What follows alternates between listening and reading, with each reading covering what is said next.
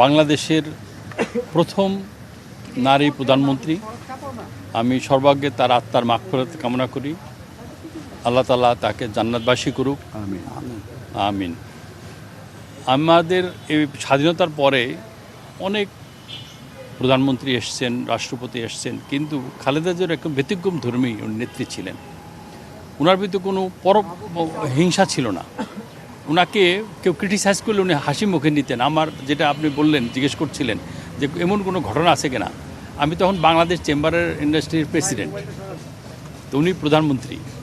তো উনি মিটিংয়ে সভাপতিত্ব করছেন মোর্শেদ খান সাহেব, তখন এটার পররাষ্ট্রমন্ত্রী।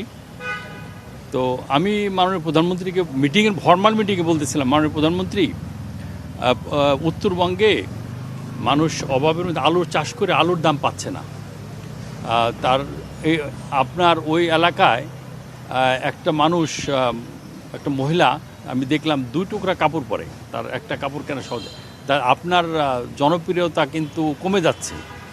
উনি কিন্তু হেসে দিলেন। উনি হেসে দিয়ে বললেন যে আমার জনপ্রিয়তা কমছে কি বাড়ছে নির্বাচনে আসলে বুঝবেন। তো এই যে কোনো সিটিং প্রধানমন্ত্রীকে এইরকম কথা বলা আর তার উত্তর এইরকম দেওয়া, এটা আমি আর কারোর ভিতরে দেখিনি। আর সবচেয়ে বড় কথা হলো যে উনি প্রতিহিংসা পরায়ণ ছিল না। যারা ওনাকে শাস্তি দিয়েছে, যারা ওনাকে কষ্ট দিয়েছে, ওনার মুখ দিয়ে কিন্তু কখনো ওই ধরনের কটু বাক্য কখনো উনি প্রকাশ করলেন। এই কারণেই উনি জীবনের, কালকে আমরা দেখলাম যে লাখো লাখো মানুষ যারা কিভাবে তারা ভালোবাসে তাকে, বিভিন্ন জেলার থেকে ছুটে এসছে, বৃদ্ধ ছুটে আসছে, পঙ্গু লোক ছুটে আসছে তাকে ভালোবাসা জানানোর জন্য। তারা কিন্তু কোনো দলের লোক না, তারা সাধারণ মানুষ।